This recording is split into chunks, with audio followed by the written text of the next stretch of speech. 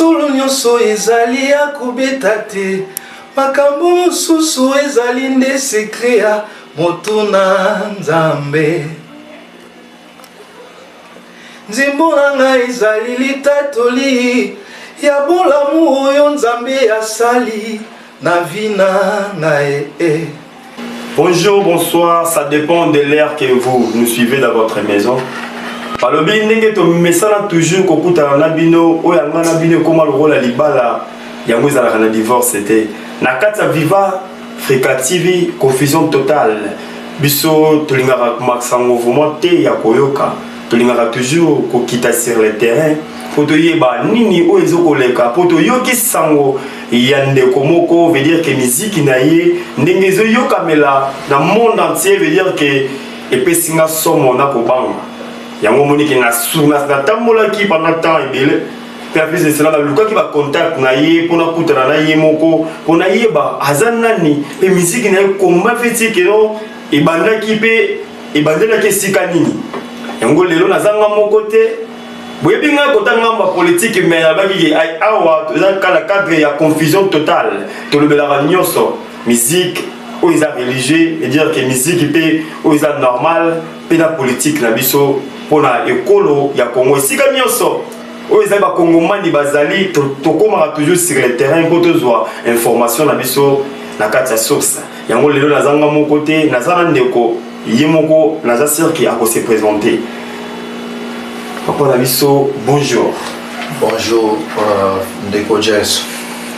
Oui bonjour papa parce que tout le monde na monde ya média lelo na ba YouTube mais quelqu'un peut kolanda pe bandeko musu ba bengi alobi ke non musique na yo ezo sala vraiment impact ya makasi na kati ya Brésil mobimba yango senga ke ngamo na koma sur le terrain na vraiment information o eza e pa yo moko mokolo makambo ngo la liboso na linga yeba oza pasteur oza chantre oza frère normal ou bien comment yo moko na c'est que oza censé ya ko répondre biso na ba question na biso na kati ya viva fréquative confusion totale ngai na ba fan nanga posa toujours wana pona koyeba ce que vous nani est-ce que vous pouvez oh premièrement gloire à Dieu pour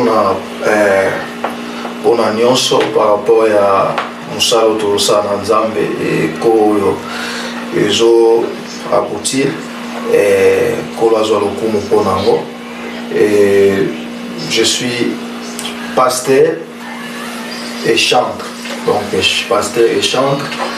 Et mon nom c'est le pasteur Chico Nzez. Donc naza pasteur, naza pe chantre. Ah, nabandi ke biso na bino to uti kolanda. Ndenge papa na biso alobi aza pasteur pe plus de cela aza sous chantre. Lelo aza sous ko kamwate, lelo un pasteur pe ko misale pe ta muso album. Awo pe ko yemba parce que babilo yembo e wotende pa David e pa yemba ka makasi. Yango moni ke biso moko na minute to komi sur le terrain pour te yeba niveau to zo ke le ko ya album ndenge zo betela yango to mito yeba no yemoko parce que wala to monaki o lancer biso ka single est-ce que eza ba makolo nango bien ba maboko nango yango moni ke to yeba to yeba est-ce eza ka single ya pamba oyo lancer que tu vas pas yeba titre nango parce que ngabela moneka nzembo mais titre nango na mutu ezate yango to ke yo mokolo nango yembaki to na posa ki yo répondre biso. Et album na biso oyo eza single donc single on s'en va inspirer biso il y a un certain moment selon les orientations divines to me ka un peu ça la sonzambe na domaine ya adoration et louange et na domaine la musique et donc on s'en va inspirer biso inspiration il y a single donc single na 3 chansons et première chanson déjà tout le monde est sur le terrain pour lancer un titre à Libende donc single Dieu de mon parcours c'est ça le titre de notre single Dieu de mon parcours. Donc, quand on parle de single déjà c'est pas une chanson donc nous avons 3 chansons na single Otosali et na 4 ya single wana ndenzembo to lancer à liboso Libende où ils a déjà na YouTube au bato bazomona passer par là donc c'est 3 chansons où il y a 4 ya single Donc c'est pas vraiment un album, mais c'est un single.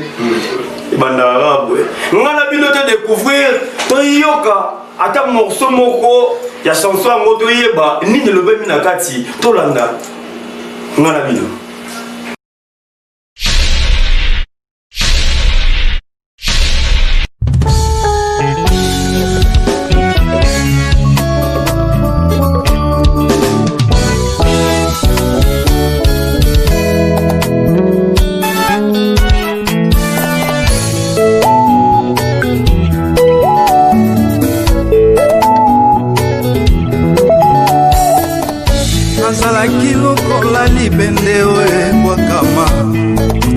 Kitina na ngai azalaki te ngai kolibende na kati ya bamason ngai kolibende na kati ya bamenisie ngai kolibende na kati ya bachange ngoyao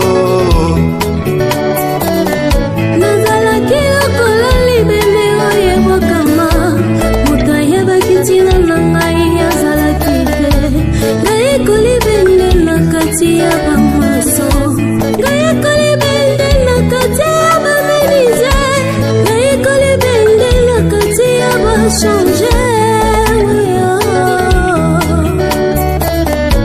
bisika batiaki ngai ezalaki yanga te azali divin forgeron ayebeloko azosala tango divin forgeron ayi alokoti ngai nase retrouve mpe nasepeli azwi ngai mimi ngai na moto esika ya pasi makambo ekomi komplike nabandi kozanga elikuta bilamba nyonso esili baninga bakimi ngai kaka mpona pasi fianse yakimi ngai ngana mimonisa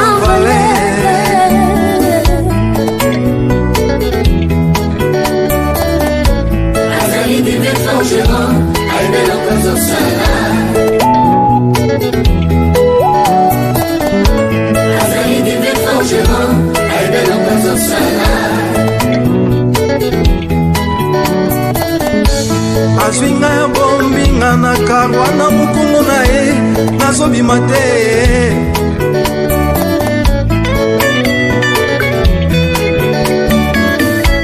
zokande na motu nzambe azotai ngai azopesanga forme nazoyeba te azali dive forgeron ayebeloko azosala azali dive forgeron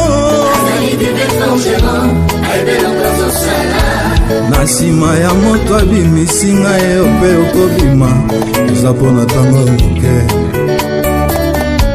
na nsima ya moto abimisi ngai yo mpe okobima eza mpona ntango moke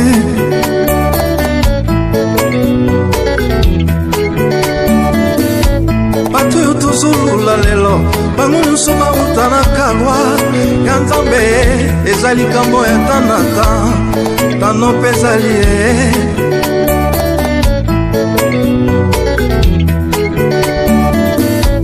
bato oyo tozolula lelo bango nyonso bauta na kalwa ya nzambe eza likambo ya tanata zilata na yo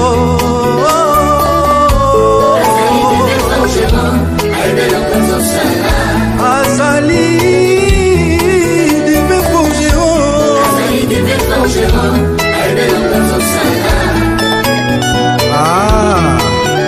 yesu kitoko nzamba pambola yo mama fololo flor nzeza mama na exodis kabanza nzeza nabosani te eglise kairos mpo bapambola bino mama edwige kabanza bishop ige dalaketo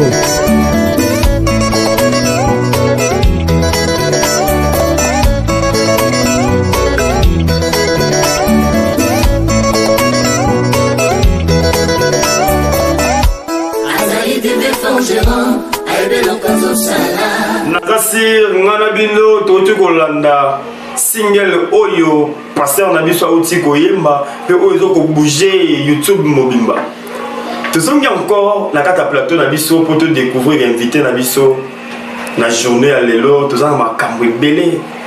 Ya ko tuna yé, puis ya ko lobela titre na yé, ya single na yé, ya libende. Mais avant de kende na étape wana, tout ça ma cambre photo tuna papa. To limito yé ba moto na Nzambe. Obimelo wapi? Obimi wapi? Ça fait déjà combien de temps? Ok, bandi déjà wembela Nzambe. Ou bien, ça fait combien de temps déjà dans la carte ministère? Où est-ce que pour awa, na yambi comme un pasteur, na yambi aussi comme un chanteur. Na yambi na carte deux personnalités mbalamoro. Pour expliquer biso pasteur, oui c'est bon. Bima bote nini? Puis mbalamoro pasteur abandi oyemba. Donc banda musique pe sika nini? Pe lulu netindi yo et pousser yo banda mamo oyemba.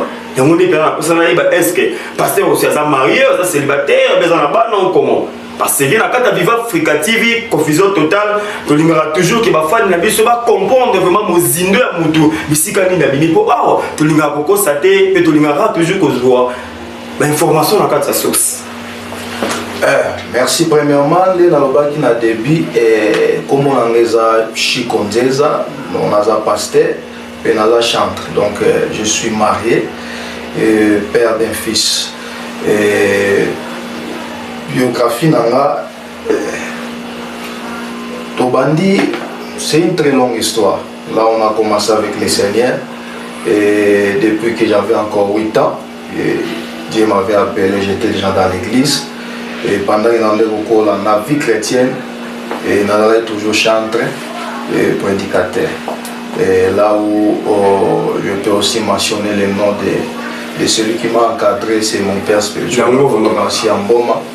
Et c'est vers lui, celui que Dieu avait utilisé, et afin que ce que tout ça est là, et donc il y a de cela, 2 années, ça peut même faire même 25 ans.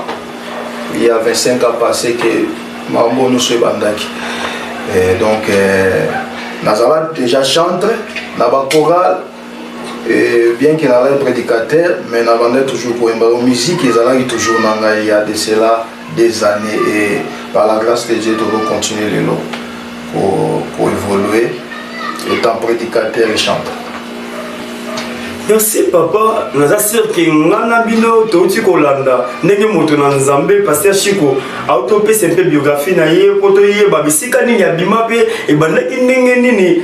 Abanda koyemba le bike wuta pour moi na 8 ans jusqu'à aujourd'hui me dit que vraiment tant belé la carte Nzambe c'est que Nzambe vraiment il va dire mais pour tout ça vraiment la carte ya single na biso ninge vraiment que et titre na ngo eza libende. Pourquoi le pasteur a sponé ka titre on comme libende comme single na libende ils ont pas mis c'est pasteur titre pour nous na libende veut dire qu'ils ont pas mis ça makasi. Ah, donc l'Ibende en soi, c'est quand je parle de l'Ibende, je fais allusion à une personne. Donc ça veut dire quoi? Dieu étant divin, forgeron.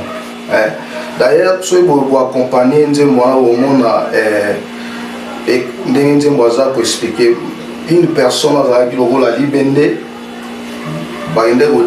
pas changer. J'espère que ceux aujourd'hui va changer de monnaie, on a besoin de monter. Qu'un changeur de monnaie, tout ce qu'il veut, c'est l'argent, ou les dollars. Donc ceux qui veulent changer, on a besoin de monter. Et maçon, ils ont vraiment, l'utilité, mais ils pas maçon. Mingité. Donc ceux qui sont maçon, des fois pas dans l'autre, ça non. Donc, si je parle d'une personne qui a libéré, pas maçon, pas changer, place moi bandé qu'on se retrouve dans la utilité. C'est balai a besoin d'être.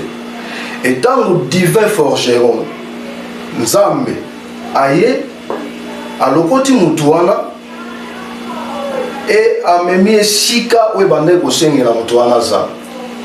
Donc c'est ça en fait, donc la chanson Libende, et c'est, je fais allusion à une personne qui était une fois rejetée, abandonnée, qui a et zamba le côté avant ça la histoire dans mon. Donc c'est ça en fait l'idée générale de la chanson libende. Nazasi ngana bino totu kolanda comment fait-il que moto nzambe a répondre à biso clairement pourquoi yé aponaki toujours titre wana ya libende parce que c'est comme si ko kiminga la question là il expliquer signification ya libende mais pourquoi il choisi car c'est parce que tout le monde a kenaka ta album ça pour na kita nzambe malam mais yo ponika libende qu'est-ce qui t'a poussé na kati album na yo tiré kaka partout wana ya libende pe ya monde monter ça la première oyo lancé le niveau de YouTube parce que c'est que baba kambo na kati te auto baba pasteur en fait Maramounion c'est lié à inspiration parce que l'œuvre que nous sommes en train de faire c'est l'œuvre de Dieu c'est l'œuvre divine et ça même temps où un écrivain par exemple lorsqu'il écrit son livre a toujours besoin inspiration pour un titre du livre. Donc, Libende, c'est simple. Donc, c'est juste que Dieu m'avait touché, Dieu m'avait inspiré, qu'il n'a pas titre. Donc, c'est pour cela que je devrais obéir à cette orientation.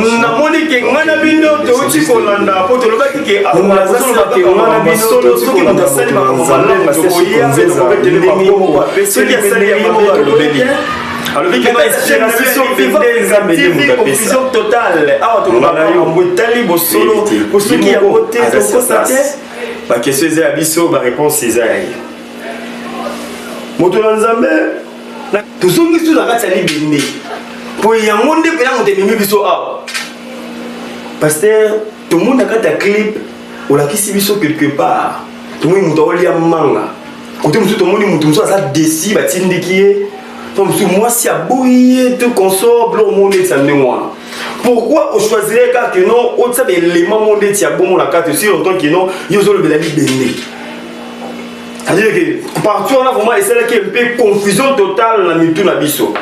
Est-ce que la conception est clé pour moi? Nous devons pousser le monde. Nous devons pousser le monde. Nous devons pousser le monde. Nous devons pousser le monde. Nous devons expliquer par rapport à bon. J'espère que Nzembo Nyonso tango tosala yango il faut tango clip et exprimer pour Nzembo azolo n'est-ce pas donc c'est pour cela tango tozomona na ba image wana et là juste tout presta ka attention papa est-ce que moi ezali zonga na lingala pour la monde que pasta portugais c'est que le pote vandi makasi na monoko. Donc, Batouba Landara a été clip, image, mais les autres maladies vont comprendre que. Donc, l'image, en fait, ils ont accompagné juste donc, n'a débit. Chanson Libende, c'est quelqu'un qui a été rejeté quelque part dans la société.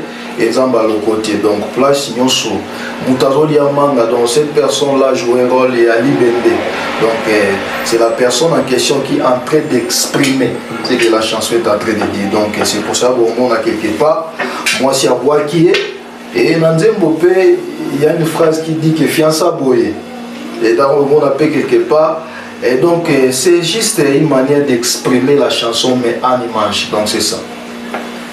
Dès que tu me sens là toujours kolobaki non ma question est à la gabiso ma réponse est à la bango à part single oyo beti dès que tu tires des moments qu'on a titre moko oyo to bingo libende à part ça est-ce que ils ont encore on a sous-titre mususu be banzembo mususu déjà autant mususu c'est ba congomani ba kuika encore causer la carte toujours la carte album bango ou bien ils a bien et ko ya mikolezo ya yango to ngapé to yeba bien to suki kaka na moko wana otiki opesi biso elengi moko bo suki sino biso wana yango to ngindo yeba est-ce que ça encore na ba surprise mususu oyo zela biso après libende.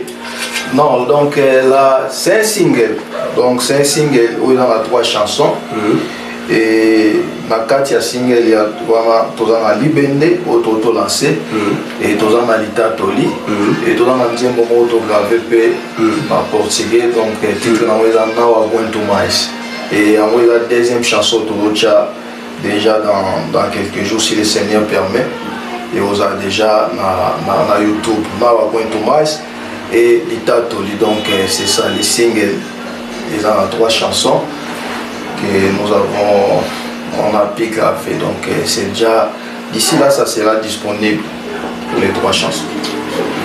Touti koyoka komepesi ke pasteur na biso Chikonzeza oti kopesa biso ba réponse alobi ke no tozala motema ya kokita to mela vraiment mai ya pio parce que ezala ko la mibale onga na lobaka tango nyoso ke no ezala na mai kala mingi te ezokomela biso na bitando muke na biso ya télévision na biso esala na biso elengi ni na chaîne na biso comme Viva Africa TV confusion totale tokozwango toujours tango ye akobwaka tokoyawana toujours pona kolakisa bino komefeti ke musala oyo papa na biso kosalela biso pe tozomona ki musala na ye eza kitoko makasi soko boyango c'est kizaka ki motema mabe papa tolingi toyeba parce que mutu pe azalaka ye moko te singelango au travail na banani parce que to senti professionnalisme moko na kati toyebi to sala yango yo moko au travail yango yo moko bien au travail na bande ko mususu yango pe tolingi pe mpe ki to découvrir yango. Merci pour la question. Premièrement, pour Singelo et Salama, parce qu'il y a un homme, un ami, au nom du docteur Jérémy, le divin, le général, celui qui a vraiment donné un coup de pouce aussi pour que cette œuvre puisse se faire. Et puis, tu as bandeko accompagné dans le studio, et tu as la Esther, Sœur Persil, et il y a tant d'autres qui ont été là présents pour ne pas citer tout. Et d'ailleurs, je profite de les saluer de loin, que le Seigneur vous bénisse pour votre soutien. Donc c'est ça, on a eu aussi l'apport d'autres personnes pour que cette œuvre se matérialise. Touti komona kombe fesi que te sentir que non musala salami kitoko pe lengi mais tolingi to yeba nani vraiment financer mon solo au sali yango yomoko ou bien que non aussi peut ba appui quelque part qui ba tout mususu ba contribuer tout comme ça pour lelo et loko mona na miso ya bato ndenge ba kongomani ba mesala toujours koloba nani ba ti pasteur na biso po. Bon, la première des choses c'est musala ça parce que Dieu a voulu. Dieu a voulu et quand Dieu donne la vision, il donne la provision. Donc quand Dieu donne la vision, il donne la provision. La provision sont des hommes, des personnes que Dieu aussi utilise pour aider cette vision de se matérialiser. Donc tel que j'avais dit au préalable, le docteur Jérémy fit l'un des personnes que Dieu avait utilisé aussi pour contribuer, pour m'épauler et que le Seigneur aussi bénisse ma femme et tous ceux qui m'ont aidé financièrement, spirituellement, et le pasteur Enoch aussi, il a été une bénédiction, donc que le Seigneur vous bénisse vraiment. Donc Zambé a Kanisabino pour l'apport, pour le soutien financier, moral, spirituel. Ngana bino ndenge to mesala toujours kolanda na kati ya Viva Africa TV confusion totale toti kolanda ndenge moto na Nzambe l'homme de Dieu auti koloba ba ndeko ya ye ba soutenir ki ye pona clip oyo be single oyo ezala réaliser na ba moyen na bango ba tsaki ba maboko mais ya monde te moto ko koloba pe encore ke ndenge ndeko musu ba sala ki bino pe bo sala te pour tout monde ki non aza kongomani mwana ya mboka loko la congolais nyonso azosenga pe un peu sérieusement ke ba puis na bino ekosala e malamu mais koko mapela monoko na moko te fura tuna moto na Nzambe moto na moko papa est-ce que ba tuka ba sungi wana lingi ba suka kana bongo bongo ba ndeko mususu ba mona ni ba boya te be bosuki na bino kana ndongwana donc tu as toyé ba na monoko na moko non soutien ba toujours na besoin donc et plus on avance plus on aura encore besoin. Donc nous sommes de loin ou de près pour soutenir cette œuvre, ces ministères et le Seigneur vous bénira certainement. Parce qu'on a beaucoup à faire, oui aussi on a soutien, même les producteurs, même un soutien financier et vraiment on en a besoin. Si le Seigneur vous utilise, vous touche pour faire cela, je crois que le Seigneur vous bénira certainement. Donc je suis vraiment du tout reconnaissant pour tout. Nabandi bana Viva Africa TV confusion totale bouti kolanda oya biso pasteur Chico Nzeza moto osala mosala oyo ezopesa lokumu mpona bakongomani nyonso mpo bayeba nzambe na bayo nyonso bayebi na nzambe te esalaka elengi ya kosoutenir mosala ya nzambe nzambe mpe kozanga te kopesa mpe kozongisela oyo ebele ndeko na ngai Yannick Mandembe 3e testament tala pasteur Chico yeyo muta ko soutenir makasi poso ko soutenir ye mosala la yoko kenda ko liboso na yebi ke Brésil visa ya Brésil na Luanda vali na maboko na yo Yannick Mandembe 3e testament balobi ngo kende Guatemala ngo kende États-Unis Belgique France abi moto na kata Luanda zaka ka moko Yannick Mandembe 3e testament mon cher ami yo vraiment wumele siko zali peto suki wana te balobi muta ko sunga Tebi ke ba partenaire na ngabo kisaka nga sonité yeboko docteur Jérémy le général le divin musala malamu sali et yokani makasi tina pasteur Chico a témoigné c'est que vraiment félicitations belé moto na nzambe ya nguya ili ke makambo ekenda bongo moto na nzambe pasteur Chico tout monde lelo na seni parce que premièrement ezalaka seni faut ezala moto eza epesa maka toujours na maboko ya ba religieux. Le religieux nyonso ya mboka na biso RDC comme bakimbangiste catholique l'église de réveil bango nyonso tout basangani pour que ba pesa candidature moko et pas bakonzi ya mboka pour bayeba nani ya turu ya kotambusa seni na biso mais na grande surprise tout le monde confusion na kati catholique alinga pesa ya ye église de réveil pas linga pesa ya ye Kimbangiste pas linga pesa ya ye protestant pas linga pesa ya ye si on tozo yeba te tozo comprendre te pourquoi pas passer que bango no surtout ba ko sangana ba pesa candidat moko ba bimisa candidat moko je m'excuse ba bimisa candidat moko pourquoi pas bango na ba sangani ga te ba yokani ba institution na bango no surtout ya ba pasteur bien ba religion na bango nyonso parce que bino surtout ko ça il a ka nzambe moko pourquoi pas ba sangani ba bimisa ka mutu moko bon. Bien que je suis vraiment apolitique, mais je peux quand même apporter quelque chose. Parce que nous sommes l'église, étant serviteur de Dieu, je peux quand même donner ma contribution. Donc par rapport à ce sujet, je dirais que nous avons les faux et nous avons aussi les vrais. Au sein de l'église, au sein du corps de Christ. Donc il y a des hommes de Dieu qui sont vrais, il y a aussi des hommes de Dieu qui sont faux. Mais je dirais que place sur Oyo, intérêt à peuple.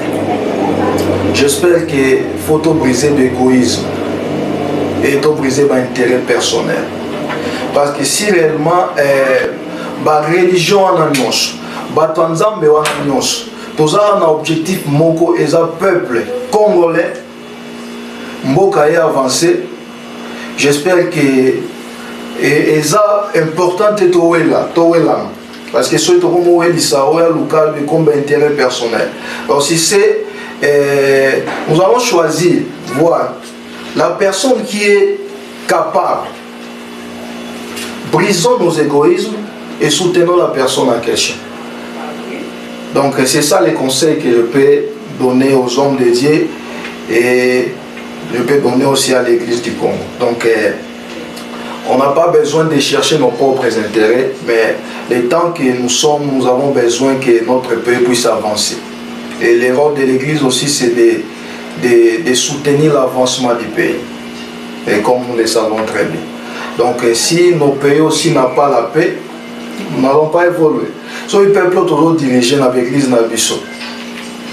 Il n'y a pas de travail, il n'y a non plus rien à faire.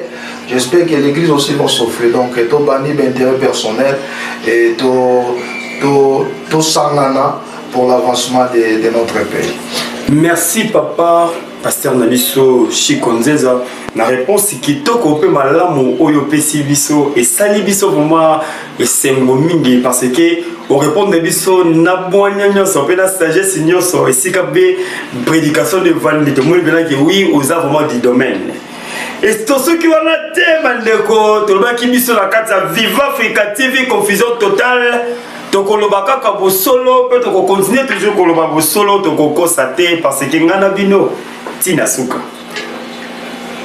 parce que chiko toi sur les kamomoko ozo sala biso un peu confusion na moto po biso na katsa confusion totale toloba kaka bosolo totuna makambo toyoki et pas ba fan na biso pe pas bandeko pena o biso moko pe totali na katsa YouTube na minute exactement na katsa actualité. Tout le monde va collègue na yo comme bande on a biso pe le sous le cola ba pasteur. Le pasteur Denis Lessi dernièrement a outa ko le kan émission a levé lo komoko ki non.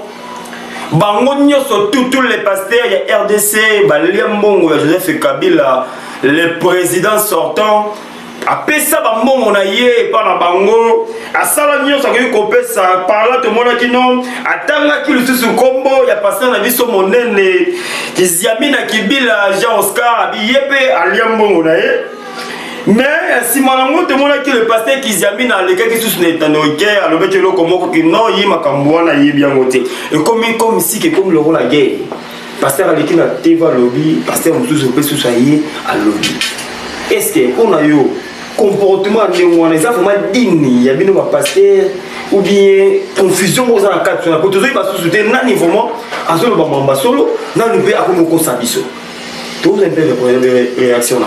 Bon en fait on jamais pour empêcher moto au hasard adulte à le point de vue face à certaines réalités et chacun aussi doit s'exprimer n'engé à sentir que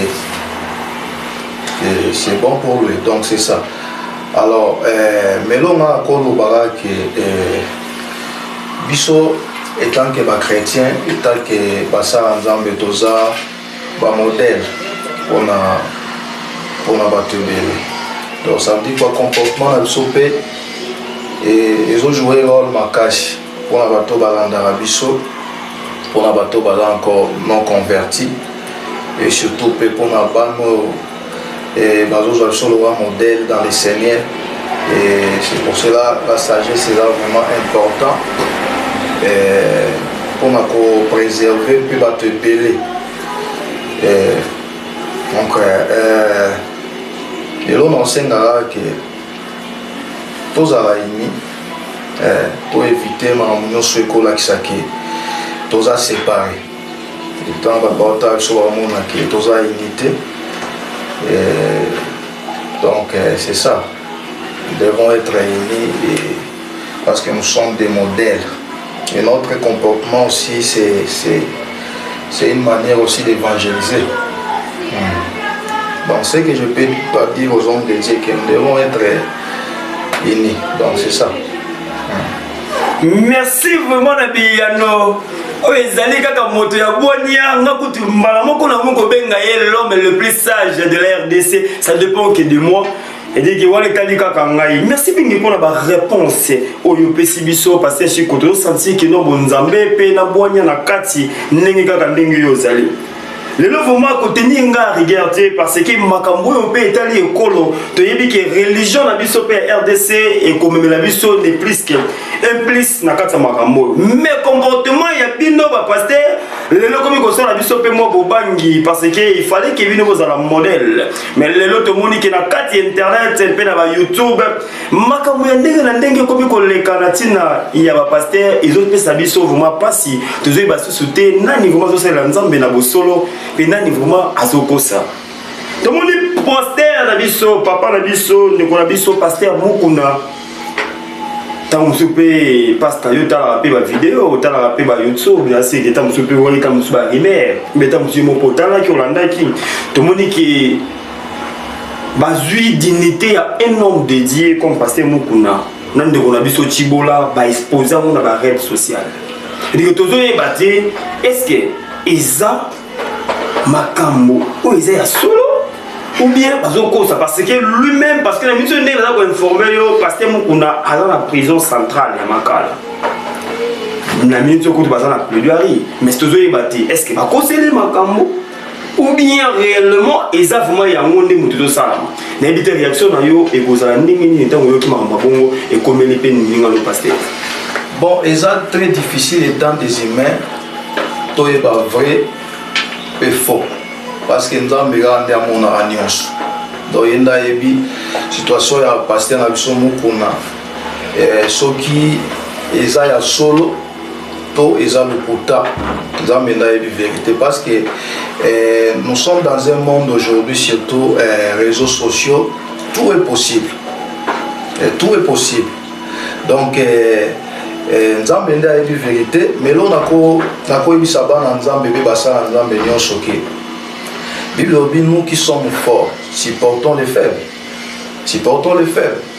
Donc, si réellement l'homme de Dieu a commis qui, toi quoi qui, bisotoza ou on a des poteaux, tous indiqués encore davantage. Mais nous sommes là pour prier pour les hommes de Dieu et pour lui soutenir, parce que c'est pas à nous de juger. C'est Dieu qui nous jugera. Donc c'est le travail de Dieu, c'est à Dieu de faire cela. Et nous, ce que nous devons faire, c'est de prier pour lui. C'est de prier pour lui. Parce que nous devons aussi savoir que nous sommes au temps de la fin. Et arme et amakasi à Satan les églises.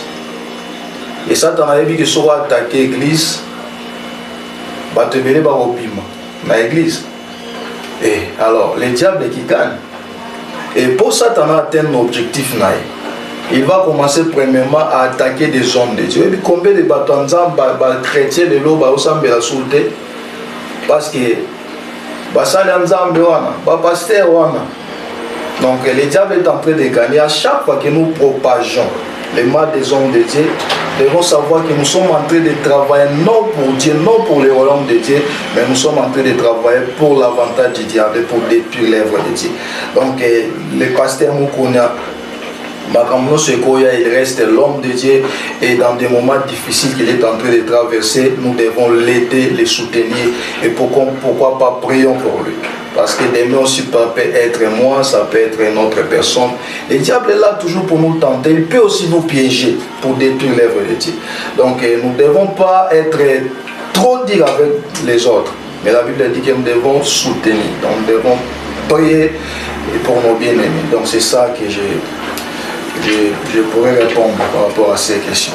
Merci Mingi, na papa na biso ainsi que pasteur Chico Motona Mayele na yoki ba réponse pe ba kongomani ba landi malamu ba réponse no vraiment na bokebi mingi et ça le biso vraiment esengo makasi na bandeko nyonso oyo ba mesana toujours kolanda biso na kati ya Viva Africa TV confusion totale lelo to yambaki moto na Nzambe le pasteur Chico Nzeza moto oyo ayeli biso makambo sika veut dire que non ba image ya kano veut dire que banzembo malamu oyo ko édifier ngai na yo ainsi que to umela toujours na kati ya présence en Nzambe pour ceux qui Nzambe te na biso mobulu pasteur Chico et le on est ko yebisa na bandeko nyonso to bazo soutenir yo pe o bazo sepela na banzembo oyo particulièrement veut dire que na moka lokola São Paulo au Brésil partout dans le monde au bailandi yo message nini oyo ko kopesa na bandeko oyo baza comme ba frère ba dit que ba chrétien ba dit que kasi na Nzambe nini oyo ko yebisa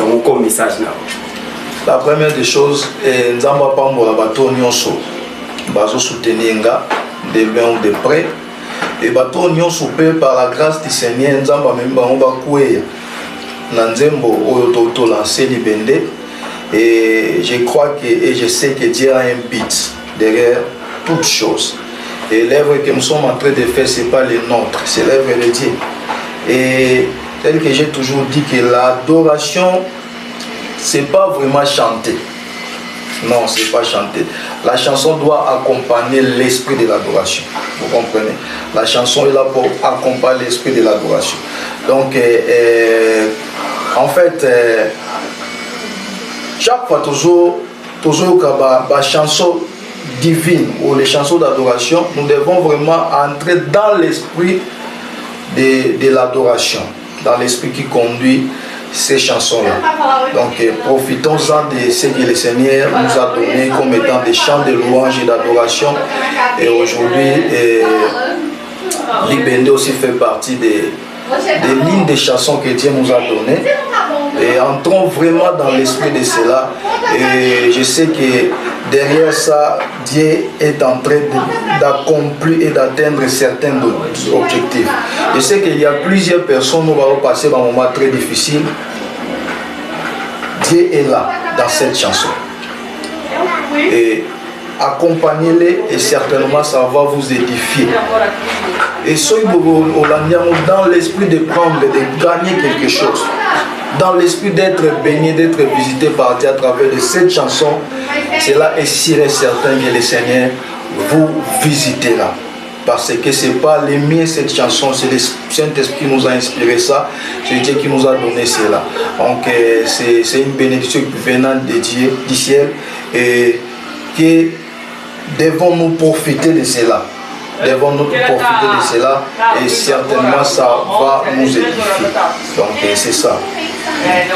Nazasi ndenge to mesala ngala bino to landaka vraiment makambo ndenge za kokendele boyoki message là c'est que vous captez vraiment malamu comme fait que non le pasteur Chico Nzeza est toujours là pour nous bénir. Na banze moni ya malamu nga pe na yoki na komi na nga fan parce que na yoki bonzambe kati na yango ce que yo pe kolanda e ko sala kitoko makasi veut dire que za chanson moko eza ko édifier peuple de Dieu okukuta bonzambe na kati veut dire que sala kitoko makasi. Yango biso ngana bino to mesala toujours kozala pe komona na tango nyonso na ka toujours na source ya kozela bino ba information to yoka kina otokuti ekokani yango vuma ko mwanzambe ekuma mwanango parce que Chico to komi na biso na suka ya émission na biso nde biso to lobaka côté na biso ke do mo mabanga isala ka malamu ndebi ke bino take basala nzambe boza pe bandenge no bolobelaka mais au dédié si ki ba dédicace et pas bato no surtout ba soutenir akio na si ki bosala pe bande ko malamu. Gloire à Dieu pour cette opportunité. Et donc, au début, on a commencé quelque part. Et on a eu beaucoup de gens qui nous ont bénis. Et à travers d'eux aussi, nous sommes devenus ce qu'on est aujourd'hui. Et mon père spirituel, l'apôtre Massi Ambo Malao qu'il est, je lui salue aussi. Et c'est pas seulement lui aussi qui a contribué à ma vie. J'ai passé par beaucoup des hommes de Dieu, et en l'occurrence les révérends Béni Victor, qui aujourd'hui les représentants légaux et les pasteurs titulaires de l'église Cité de Jésus au Congo, Kinshasa. Et le Seigneur vous bénisse, l'homme de Dieu. Merci pour tout ce que vous avez fait dans ma vie. Et je salue aussi celui qui est un frère pour moi, un ami, un frère d'alliance, un ami, le docteur Jérémy Tseki, et le divin général. Que le Seigneur lui bénisse pour tout ce qu'il fait. Pour moi, c'est une bénédiction pour moi. Et je ne peux pas aussi oublier ma femme. Ma femme. Alléluia. Tel qu'on dit que derrière un homme fort, il y a une femme forte. Ouais. Donc celle-là, c'est une bénédiction que Dieu m'a donnée. Elle a toujours été présente là dans ma vie et elle a aussi participé pour que cette œuvre puisse se matérialiser. Donc Maman Flore, Mputu Nzez, et le Seigneur te bénisse abondamment pour être une bénédiction pour moi, pour mon ministère aussi. Et aussi, j'aimerais aussi profiter, saluer et à la régie, et celui qui est là devant les caméras, les frères Mathieu en français. Donc si vous allez regarder sur vos écrans cette émission, parce que lui il a été là, étant caméraman, réalisateur, et le Seigneur est en train de l'utiliser pour que l'œuvre de Dieu soit propagée dans le monde. Que le Seigneur te bénisse aussi, frère Mathieu, pour cette œuvre. Et je prie que cette œuvre puisse aller encore plus loin, que cette œuvre puisse avancer. Et je sais que Dieu est avec toi et tu vas grandir de plus en plus. Et je salue aussi mon ami, mon frère, le pasteur Enoch. Une bénédiction aussi pour ma vie. Que le Seigneur bénisse cet homme de Dieu. C'est quelqu'un de bien. J'ai toujours dit que si le Seigneur te donne 10 personnes comme lui, réjouis-toi. C'est vraiment une bénédiction. Et il y a tant d'autres personnes que je devrais citer leur nom, malgré que le temps est un peu limité. Aussi, mon frère Kibampaka à Kinshasa, il est toujours là de loin en train de soutenir cette œuvre. Et le Seigneur vous bénisse, ainsi que tous mes enfants dans la foi, que ce soit ici au Brésil, en Angola et partout dans le monde entier. Et le Seigneur ne cesse de vous bénir. Bon, je sais que le monde est en train de traverser des moments hyper difficiles. Et quand je parle de cela, je fais allusion à la Covid-19 que le monde est en train de traverser et tout le monde est bouleversé. Et partout dans le monde entier, que ce soit les chrétiens, toutes les religions, nous sommes vraiment affectés par cela. Mais j'aimerais dire à une personne que derrière chaque chose, toute circonstance, il y a toujours un but. Et lorsque le Seigneur nous fait passer dans un moment quelconque, ça peut être dans des moments comme celle-ci, nous devons apprendre quelle est la volonté de Dieu par rapport à cela. Parce que juste après cet événement, nous aurons maintenant l'avant et un après. Un avant et un après. Donc, ça peut être aussi un moyen que chaque personne doit se concentrer et voir. Avant le coronavirus, comment ça a été ma vie? Et après cela, comment est-ce que je vais amener ou diriger ma vie? Parce que dans chaque école, il y a une autre dimension prévue pour chacun de nous. Et nous devons savoir que le plan de Dieu n'est pas confiné. Donc Dieu a toujours un plan dans ta vie. Et si Dieu t'avait promis quelque chose, ne pense pas que c'est fini. Oh, les promesses de Dieu aussi est confiné. Parce que Dieu n'entre pas dans nos systèmes terrestres. Dieu est Dieu et il reste fidèle. Et je sais que si le Seigneur permet à ce que tu sois en vie jusqu'à présent, parce qu'il y a un après pour toi. Et j'aimerais dire à une personne qui me suit à cet instant que Dieu a un plan merveilleux pour toi. Et ce n'est pas encore fini, ne soyez pas désespérés parce qu'il y a un après. Donc il y a quelque chose de très spécifique, de très spécial que Dieu a pour chacun de nous. Et j'aimerais profiter de lancer un message de paix pour toutes les nations de la terre, que ce n'est pas encore fini. Gardons notre esprit positif, notre attitude positive. Respectons tous les principes que les autorités d'État ont établis. Protégeons-nous, restons dans nos maisons. Parce qu'au-delà de la foi, il y a aussi la sagesse que nous devons appliquer.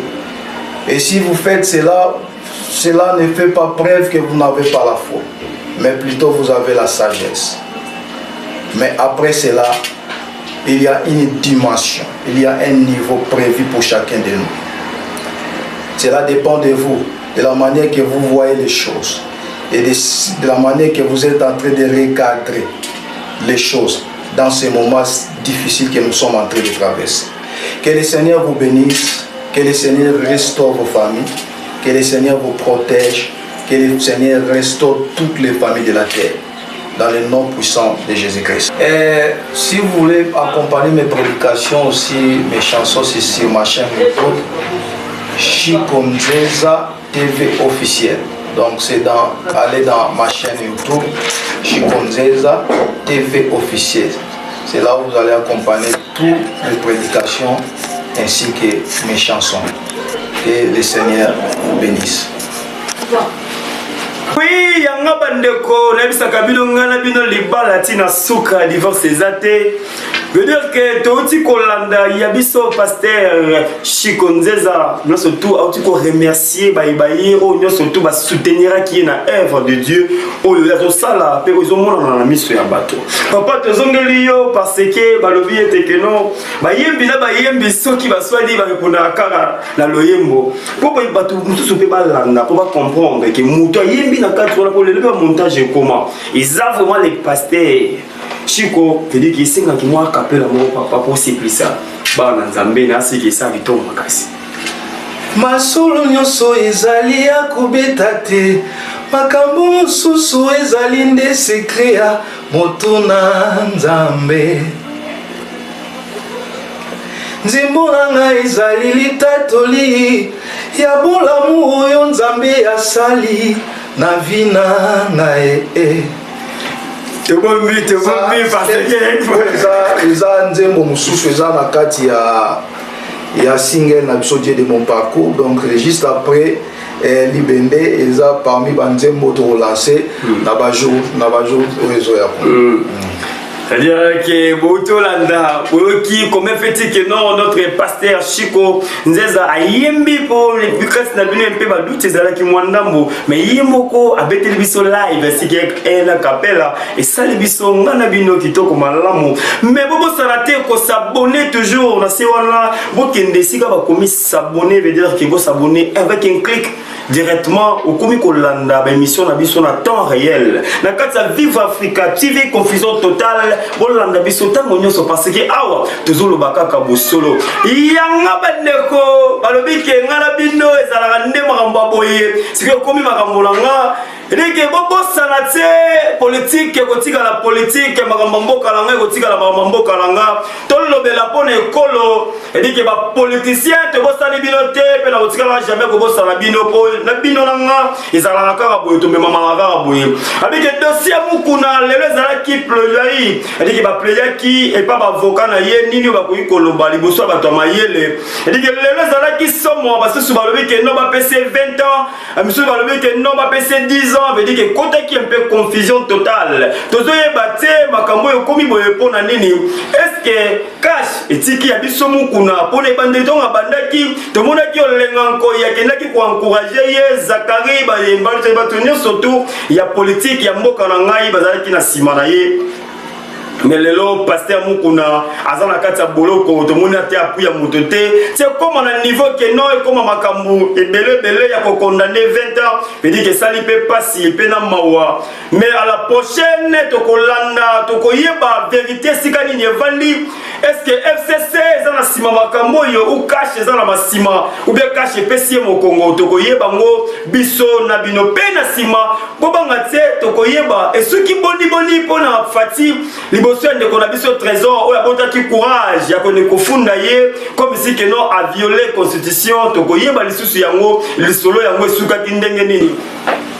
Merci naza sûr que bolandi biso vraiment tina suka soki na bosani ko remercier ba ebangai bele ke petit sœur propre tania mama ba garçon mama ba dilson il y a que na kati ya France tika ete ke kolona ngape mona yo abike lelo to yeka na système abonzambe na bosani te yemoko le docteur Jérémie Duvin le général veut dire que l'homme de moment veut dire que motono nzambe yo vraiment mabozo sala ezoleka makasi mingi pe kilo eleki yanike manembe 3e testament balobi yende makambo tali visa lukaye kitoko na kitoko na bosani pete yanga ya kati ange kanda veut dire que souverain siko zali bambote belé na libota mobimba mère double la bosani te ba salam belé et ce qui n'a vu que n'a pas ça c'est que vous allez vraiment participer à mawa et moko monika mbajamba na kata fudi ciel ba mbote pe na belé ce qui n'a pas sani ko remercier ba ebangai belé que petit sœur propre tania mama ba garçon mama ba dilson il y a que na kati ya France tika ete que kolona ngape mona yo abike lelo to yeka na système abonzambe na bosani te yemoko le docteur Jérémie Duvin le général veut dire que l'homme de moment veut dire que motono nzambe yo vraiment mabozo sala ezoleka makasi mingi pe kilo eleki yanike manembe 3e testament balobi yende makambo tali visa lukaye kitoko na kitoko na bosani pete yanga ya kati ange kanda veut dire que souverain siko zali bambote belé na libota mobimba mère double la bosani te ba salam belé.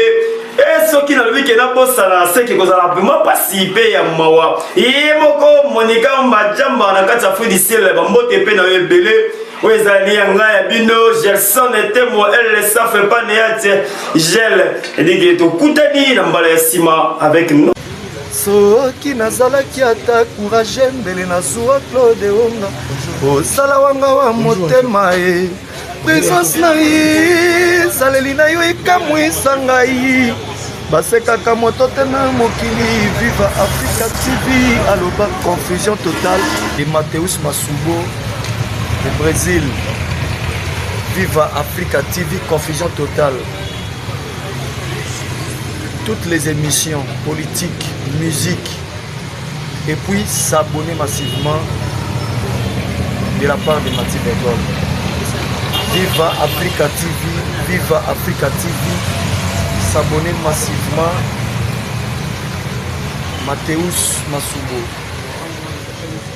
Soki nazalaki ata courage mbele nazuwa Claude Onga osala wanga wa motema ye présence na ye saleli na yo ekamwisa ngai basekaka moto te na mokili. Viva Africa TV aloba confusion totale.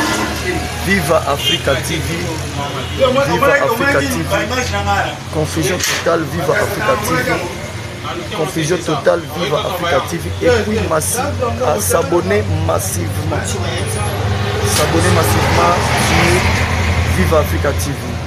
On a bien que na kati ya alliance wana guerre sur guerre. Tant que FCC azana pesanteur na mboko yo, aoliga jamais Congo se réfère. D'ailleurs, comment va on dit Félix a réussir? Puisque qui dit réussite à Félix dit que en 2023 pas de commentaire. Pas de commentaire. On ne réclame pas la paternité ni la maternité à la télévision ou dans les polémiques. Et de toutes les façons, je peux poser la question à tout le monde. D'accord? Êtes-vous sûr que vous êtes le fils de votre père et de votre mère?